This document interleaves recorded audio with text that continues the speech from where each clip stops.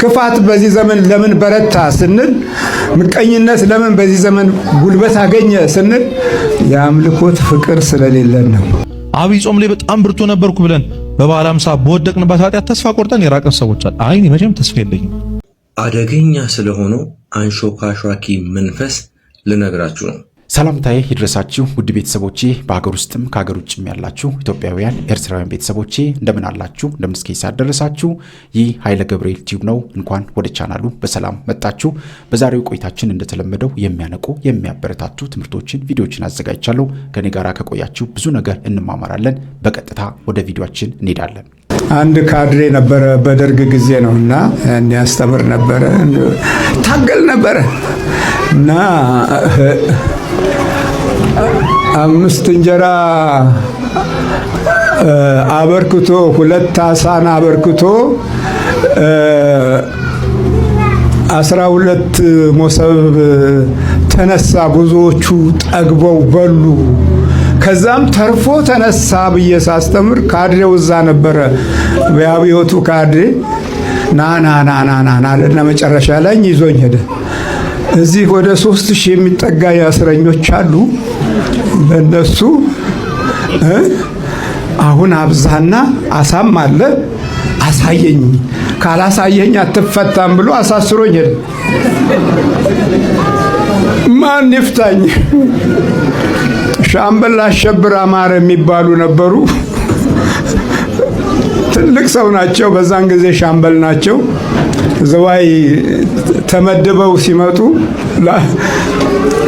እስረኞችን ይጎበኙ ነበረ። ደግ ሰው ነበር። የዛን ጊዜ አንተ በምንድነው የታሰርከው? እኔ ተራይ ደረሰና አንተ በምንድነው የታሰርከው አሉኝ። አረ ቤተ ክርስቲያን ሳስተምር 5 እንጀራ ለብዙ ሺህ ሕዝብ አጠገበ፣ 2 ዓሣም አብዝቶ አበርክቶ አበላቸው፣ ትርፍራፊውም 12 መሶብ ነበረ ብዬ ሳስተምር እና እዚህ 3000 እስረኛ አለ መተህ አስረፍርፈህ አብላቸው ብሎ አስሮኛል። ይኸው 3 ወሬ ነው አልኩ። በቃ 3 ወር ታስሬ በል ከት ብለው ስቀው በልና ውጣ ብሎ አስወጡኝ። ጉድ እኮ ነው። ያው ሰውዬ ጊዜው ሲወድቅ እኔ ጋር መጥቶ እንጀራ ለመነ።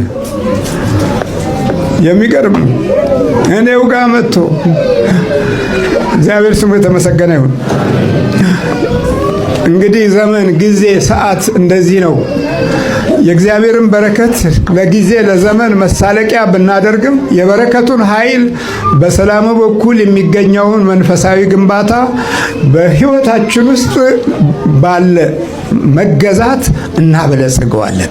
ክፋት በዚህ ዘመን ለምን በረታ ስንል፣ ምቀኝነት ለምን በዚህ ዘመን ጉልበት አገኘ ስንል የአምልኮት ፍቅር ስለሌለን ነው። እየሰማችሁ ነው? የአምልኮት ፍቅር የለንም። የአምልኮትን ፍቅር የነጠቀን ጠላት ደግሞ ግማሹ ከውርስ የመጣ፣ ግማሹ በቤተሰብ የገባ፣ ግማሹ በተልእኮ የገባ፣ ግማሹ በምቀኝነት የገባ፣ ግማሹ በክፉ ዓይን የገባ አዚም ይሆንብናል። ሰላማችንን ይነጥቀናል። ስለዚህ ከትንሣኤ በኋላ ሞትን የሚያሸንፈውን እግሩን ያዙት። እግሩን ይዘው ሰገዱለት። በዚያ ጊዜም ኢየሱስ እንዲህ አላቸው፣ አትፍሩ፣ ሂዳችሁ ወደ ገሊላ እንዲሄዱ ለወንድሞቼ ተናገሩ፣ በዛም ያዩኛል። አያዩኝም አይደለም ያለው፣ ያዩኛል። በቃሉ በኩል እግዚአብሔርን እናገኘዋለን። ስሙ የተመሰገነ ይሁን አምላካችን። በዛም ያዩኛል። ከድንግል ማርያም ተወልዶ እግሩን አሳየን። የሚሄድበትን እግር ይዘው ሰገዱለት። የዝቅታን ኃይል አገኙ። ክብራቸው፣ ሞገሳቸው ለትውልድ መማሪያ ሆኖ ይኸው ዛሬ እኛን ያገለግለናል። ይኸው እኛ በስሙ በክብሩ እንማጸናለን። እነሱ ባመለኩት አምልኮት ውስጥ በስሙ ተጠርተናል። ስለዚህ ስግደታችን የአምልኮት እንዳይቋረጥ መጸለይ አለብን፣ መስገድ አለብን። ስንሰግድ ልቦናችን ሁሉ ይሻሻላል። የጠላት ጉልበት ይሰበራል። በውስጥ በኩል ያለውን አገዛዝ እንሽረዋለን። ለኤልሻዳይ እሰግዳለሁ ስንል ኤልሻዳይ ሁሉን ቻይ ማለት ነው። የአብርሃም፣ የይስሐቅ፣ የያዕቆብ ሁሉን ቻይ ነው ኤልሻዳይ። ለነዚህ ለሁለቱ ነገዶች የተሰጠው ስም በአብርሃም በኩል ማን ነው? ኤልሻዳይ ነው። እኔ ኤልሻዳይ ነኝ አለው ዘፍጥረት 17 ላይ እኔ ሁሉን ቻይ ነኝ አለው። የሁሉን ቻይነት ስልጣን ለሰው ልጅም ሲሰጥ ለአብርሃም በቃል ኪዳኑ ብቻ አይደለም፣ በዛ ዘመን ውስጥ ሁሉን ቻይ እንዲሆን ጉልበት አገኘ። ስሙን በገለጸለት ልክ ጉልበቱም የዛኑ ያህል ይጨምራል። ስሙን በገለጸለት። ስለዚህ የአብርሃም፣ የይስሐቅ፣ የያዕቆብ ኤልሻዳይ ሆይ ላንተ ክብር ምስጋና ይግባ ስንል በአምልኮት ውስጥ ሁሉን ቻይነትን ለሕይወታችን እንቀበላለን። ከዛ አዶናይ ነው ሁለተኛው። አዶናይ ማለት ጌታ፣ የሁሉ ጌታ፣ የፈጠረ ያስገኘ እነዚህን ከኛ በላይና ከኛ በታች ያሉትን ያስገኘ፣ የምናየውንና የማናየውን ያስገኘ፣ የፈጠረ ህልውና የሰጣቸው፣ እኛን ደግሞ አካሉን ከአካላችን፣ ህይወቱን ከህይወታችን፣ ህይወታችንን ከህይወቱ አድርጎ ህይወታችንን ምስሉን ሰጥቶ ቁመናውን አስተካክሎ ሲሰጠን፣ አሁን ደግሞ ዲያብሎስ የሰው ልጅን ቅርጽ የሚያዛባ ቅርጸ ቢስ ነገሮች ሁሉ የምናያቸው ነገሮች ያንን ባህሪ ተከትሎ እንደዚህ ትውልድ እንዲዛባ አሁን ጥረት እየተደረገ ነው። ይሄ ፍልስፍናው ዓለም ትውልድን ማዛባት ነው እና ትውልዳችን የተዛባው የዕለት አምልኮትን ልናሳይ ያለመቻላችን ነው። ልጆች አብራችሁ አባቶች ሲሰግዱ ሲያዩ ልጆችም ይሰግዳሉ። ምን እያረክ ነው ለሚለው ጥያቄ መልስ ትሰጣላችሁ። መልሱ መለኮታዊ መልስ ይሆናል። ምን አይነት መልስ? እምሰግደው አንተ እንድታድግ ነው። እኔ እኮ የምሰግደው አንተ የእግዚአብሔርን ክብር እንድታውቅ ነው። እኔ እኮ የምሰግደው አንቺ በእግዚአብሔር ክብርና ሞገስ እንድታድጊ ነው የሚለውን መልእክት በልጅነት በውስጥ በኩል ታሳድራላችሁ። በውስጥ በኩል ያላሳደራችሁትን ዛሬ ከየት ትፈልጉታላችሁ? የት አለ? የለም። መጀመሪያ ያልተጠነቀቅንለትን ከየት ነው የምናመጣው? አይሆንም። ቤተ ክርስቲያን የምንሄደው ለመቀደስ ነው። ኑሯችን ደግሞ ለመባረክ ነው። የአምልኮት ስግደት የምንሰግደው ደግሞ ኑሯችንን ለእግዚአብሔር መውጫ መግቢያውን ለመስጠት ነው። የተወለደውን ደግሞ ለማውረስ ነው። ምንድነው ያወረሳችሁት? አሁን እዚህ ማንም እኮ አይሰማም። ይሄ የውጭው ዓለም ትውልድማ ይባረካል ብለህ ስጠብቅ አልሆነም እኮ። በአምልኮት ውስጥ አልኖርንምና ነገሮች ተበላሽተዋል። እግዚአብሔር ምሕረቱን ያብዛልን። አብይ ጾም ላይ በጣም ብርቱ ነበርኩ ብለን በበዓለ ሃምሳ በወደቅንበት ኃጢአት ተስፋ ቆርጠን የራቀን ሰዎች አለ። አይ እኔ መቼም ተስፋ የለኝም። በዛ ውስጥም ሆኖ ክርስቶስን ማናገር ግን አስፈላጊ፣ ጸሎት ማድረግ አስፈላጊ። እንደ ጸሎት የሚያድን፣ እንደ ጸሎት ወደ እግዚአብሔር የሚያቀርብ፣ እንደ ጸሎት የተበደልነውን፣ የተወጋነውን፣ የታመምነውን ቁስል የሚፈውስ ነገር ስለሌለ እግዚአብሔር እንደማናገር ሰው እኮ ቴራፒ ብሎ ሰው ጋር ይሄዳል አይደል? እግዚአብሔርን ማናገር እንዴት ይፈውስ ነው? ሰው ጋር ሄዳችሁ ጭንቀታችንን ስናወጣ ቅልል ይለናል አይደል? አይላችሁም እናንተ? እግዚአብሔር ጋር ደግሞ አስቡት። ሰው እኮ የራሱ ችግር ኖሮበት ነው የሚሰማን። እግዚአብሔር ግን ንጹህ ነው፣ ልዩ ነው፣ ድንቅ። እዚህ አምላክ ጋር ሄዶ መናዘዝ ያስፈልጋል። ጌታ ሆይ እንዲህ ሆኛለሁ። አዎ የበደልኩ አንተን ነው። አንተን ስለመበደሌ፣ አንተን በመበደሌ በማዘኔ፣ ከኢየሩሳሌም ስለመውጣቴ ተስፋ አድርጌ ነበር እኮ ብላችሁ ማውራትም ካለባችሁ ማን ፊት ሄዳችሁ አውሩት? እግዚአብሔር ጋር አውሩት። እግዚአብሔርን ሄደን ሰው ጋር ማማት አያስፈልግም። እነዚህ ሰዎች በእርግጥ ለሆነ ሰው ነው እያሙት እንደሆነ ይሰማቸው፣ ግን ሲያናግሩ የነበረው አጠገባቸው የነበረው ማን ነበር? ክርስቶስ ነበር። አላወቁትም እነሱ። ክርስቶስ ነበር።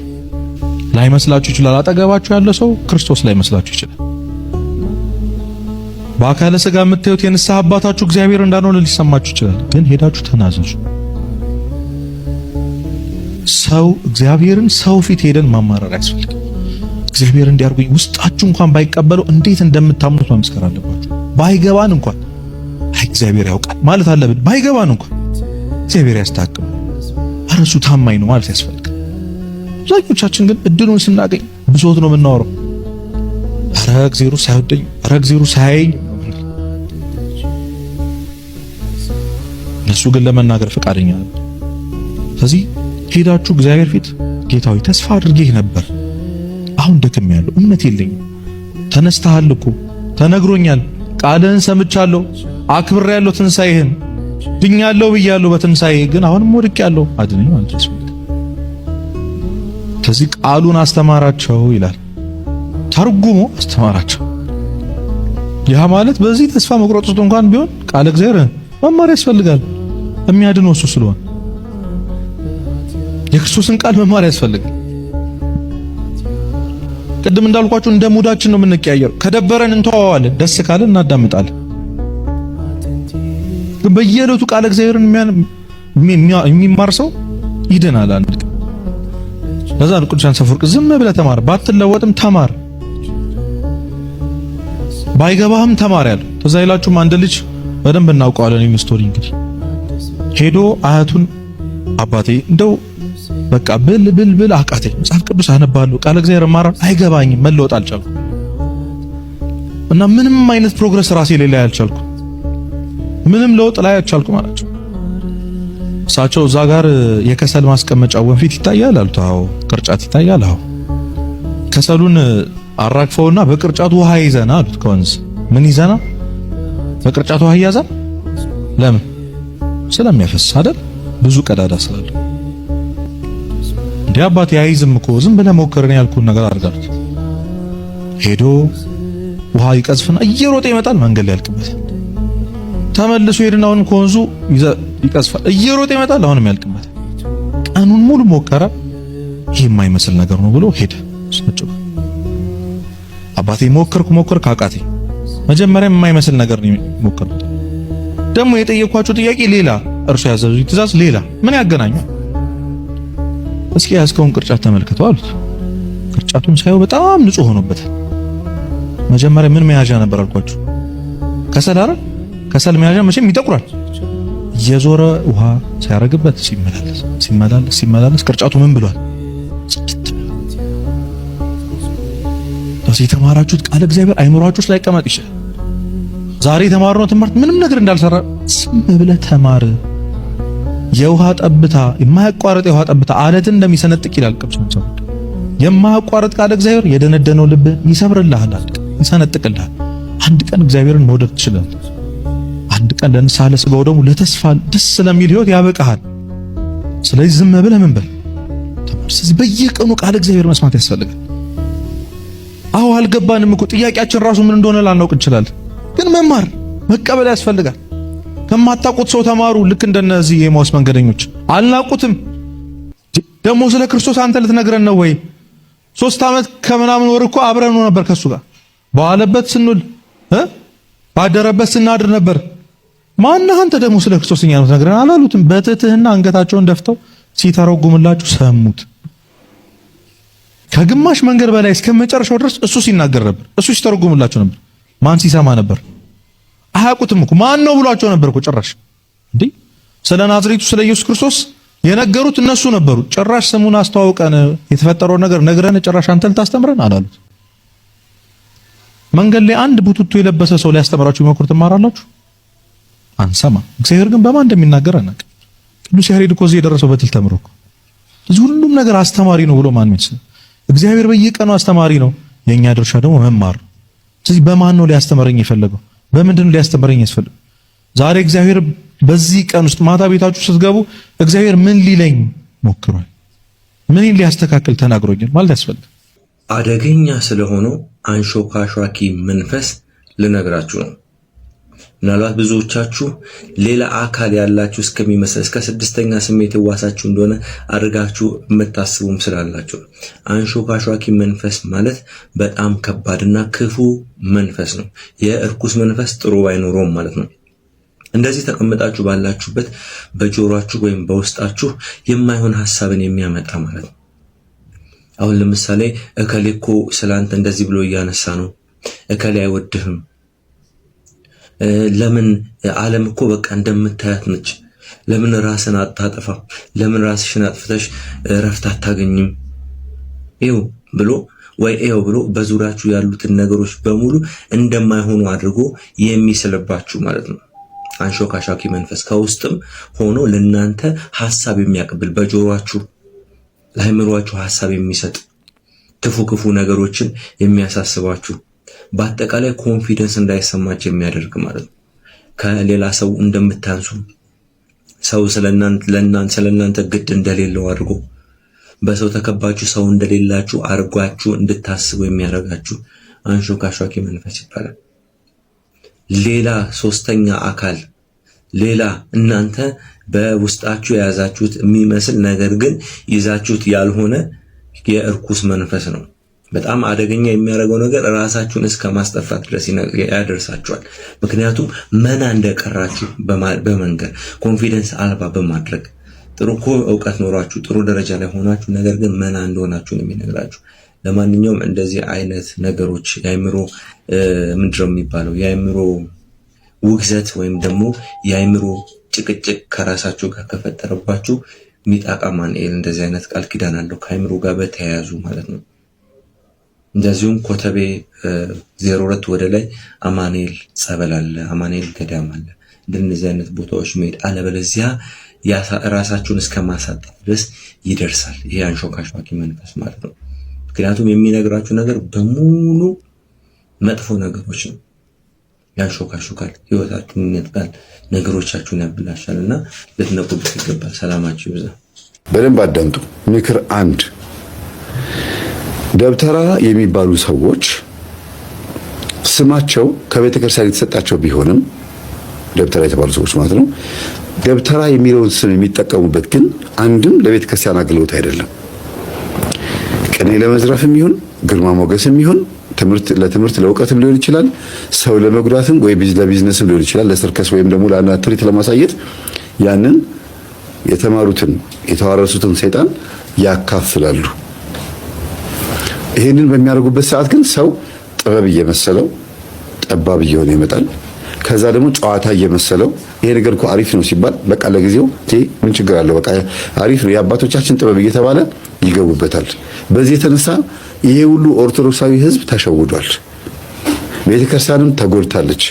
መዋቅሯ እስከ መነቅነቅ እስከ መፍረስ ወደ ካቶሊክም ወደ ፕሮቴስታንትም ወደ ሌላ እምነትም እንዲወጡ ምክንያት የሆነው ከዛም ደግሞ ለኛም ለቤተክርስቲያናችን ፈተና እንዲሆኑባት ምክንያት የሆነው ይሄ ነው የደብተራዎች አሰራር ነው አንደኛ።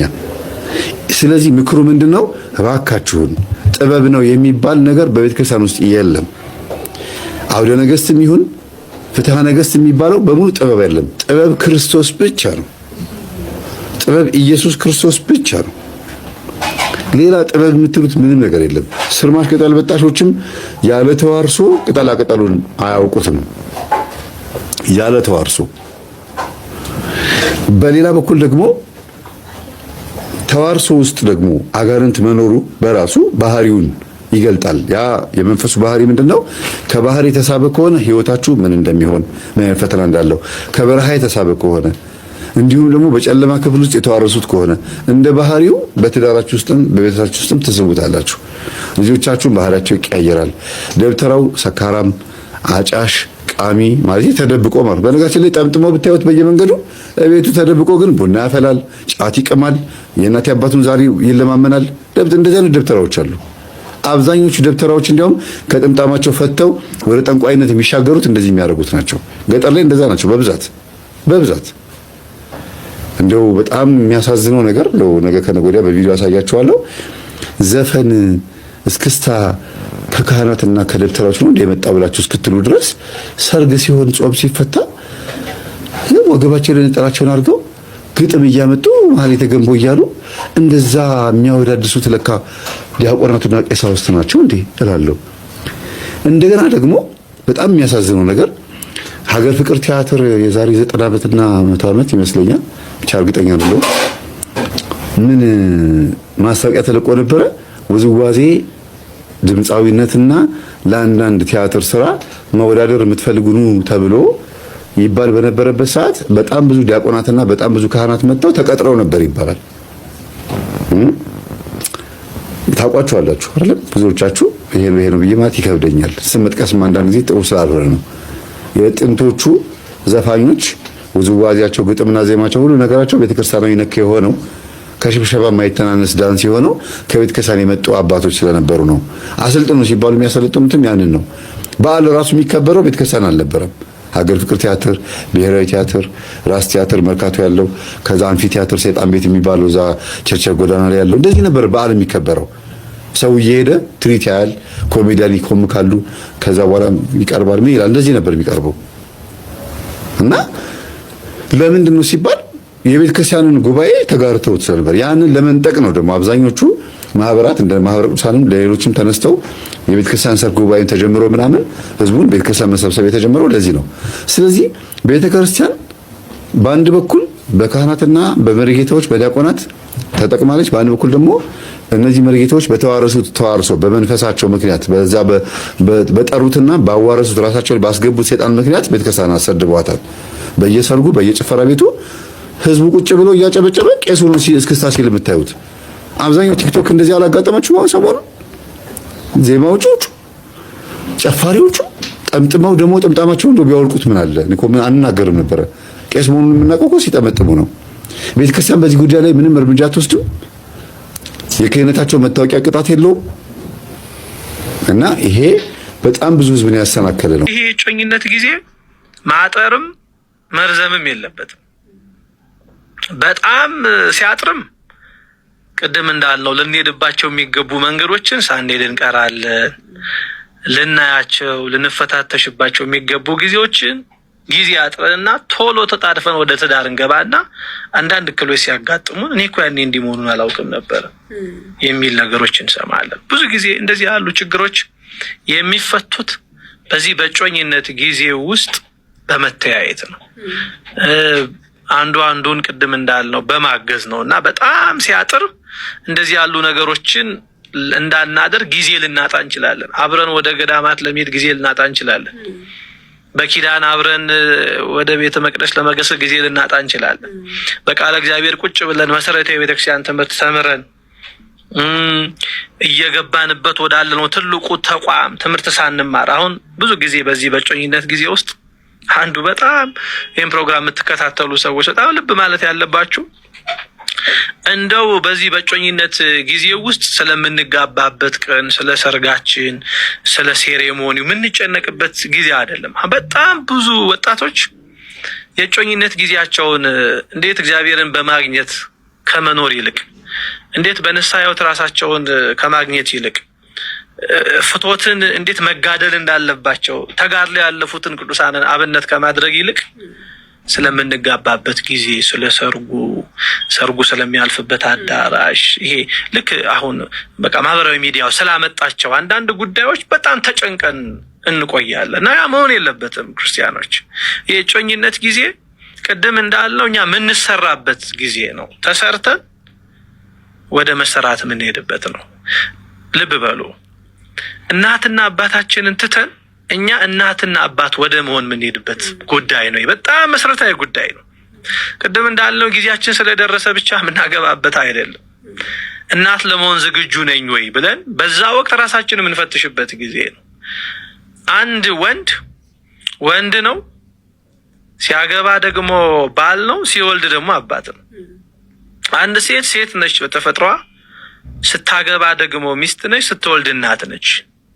ሴትነትን ከእናትነት ጋራ እናትነትን ደግሞ ከሚስት ጋራ ይዤ ለመኖር የምችልበት ጫንቃ አለኝ ወይ፣ ዝግጁ ነኝ ወይ የሚሉትን ጊዜያቶች በዚህ ወቅት ቴስት የምናደርግበት ጊዜ ነው። አንድ ወንድም በተመሳሳይ መንገድ ለአባትነትና ለባልነት ራሱን የሚያዘጋጅበት ጊዜ ነው።